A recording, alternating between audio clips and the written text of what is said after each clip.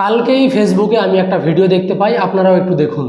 Randy মেয়ে আছে, পুরো রান্ডি আছে গাইস, রান্ডির তো পুরো ঘামান আছে, কালো কালো মুখ তোমাকে দেখিয়ে দিচ্ছি। আসো আমার সাথে, মাত্র কত কালো কালো মুখ, তো গাইস এই যে কালো গাইস চলে আসে, তো গাইস একটু আসো আসো আসো আসো গাইস, গাইস তোমরা দেখছো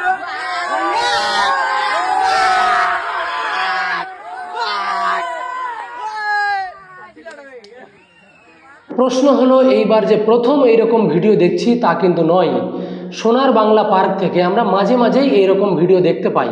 কোনো পুজো হোক কিংবা ঈদ, যে কোনো উৎসবে যেই সময়গুলোতে রিসর্ট বা পার্কগুলোতে একটু লোকজনের ভিড় বেশি হয়, সেই সময়গুলোতে সোনার বাংলা চাঁচল এই পার্ক থেকে আমরা মাঝে মাঝেই এই ধরনের ভিডিও দেখতে পাই।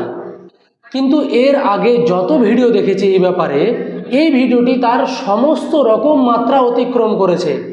এইরকম বাজে বাজে অঙ্গি ভঙ্গিমা দেখিয়ে তারা ক্যামেরা বন্দি করে সেই ভিডিও আবার সোশ্যাল মিডিয়ায় কিভাবে পোস্ট করতে পারে, তাদের সাহস কোথা থেকে আসে? রান্ডি মেয়ে আছে, পুরো রান্ডি আছে গাইস, রান্ডির তো পুরো ঘামান আছে, কালো কালো মুখ তোমাকে দেখিয়ে দিচ্ছি। আসো আমার সাথে।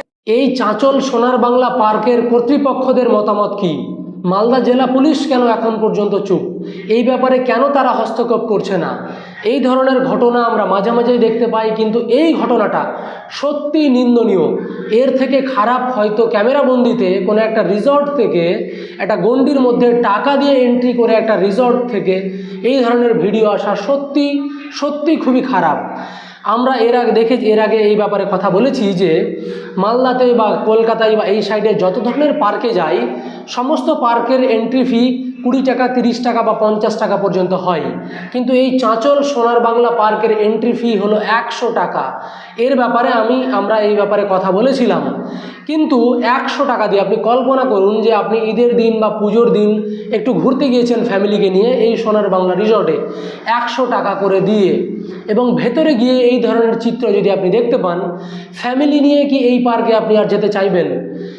এই পার্কে যে ছেলেগুলোকে দেখতে পাচ্ছি তারা সবাই হয়তো নাবালিক, সবাই হয়তো নাবালিকার নিচে যেই ছেলে মেয়েগুলোকে দেখতে পাওয়া যাচ্ছে।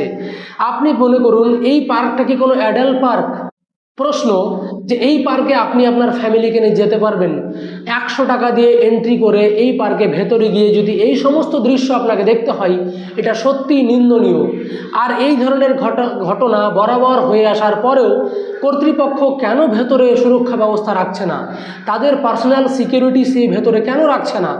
এই ধরনের নিন্দনীয় ঘটনা কেন বারবার হতে দিচ্ছে?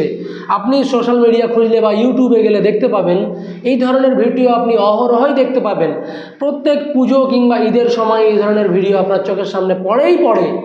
কিন্তু এখন পর্যন্ত এই ছেলেগুলো কেন গ্রেফতার হচ্ছে না?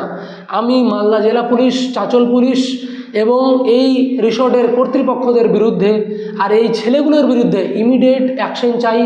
তাকে এই ছেলেগুলোকে গ্রেফতার করা হোক, তাকে আগে কোনো দিন এই ধরনের দুর্ব্যবহার, এই ধরনের বাজে ব্যবহার যেন এরা করতে না পারে, তার জন্য তারা যেন চেতাবনী পায় এবং আগে এই ধরনের দুঃসাহস যেন কেউ দেখানোর সুযোগ না পায়।